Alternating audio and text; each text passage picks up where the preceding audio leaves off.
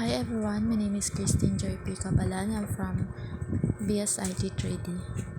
These are midterm exam and it focused on SQL queries and simple data mining demonstration.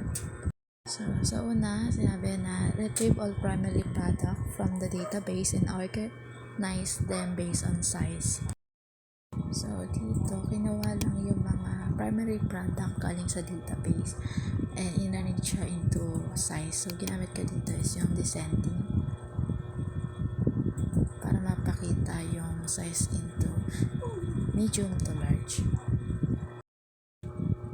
So, next is obtain product set to expire in August from the product table. Dito, kinukuha niya lahat yung mga product na mag-expire sa month of August mula sa table na product.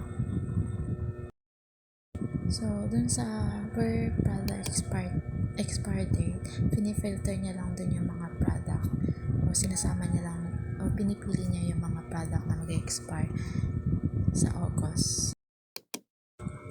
Next is yung calculate the total sales from the product cart table including product name, size, and quantity. So, dito, kinakalculate niya yung mga total sales galing sa product cart. Dito, sineselect niya rin yung product name, size, product quantities, and total column. And also, kinakalculate niya rin yung total sales by multiply the product quantities at saka yung total sa bawat row. Next is yung retrieve all records from the sales table and group them by date. So, dito, group by niya lang yung mga records based sa uploaded date.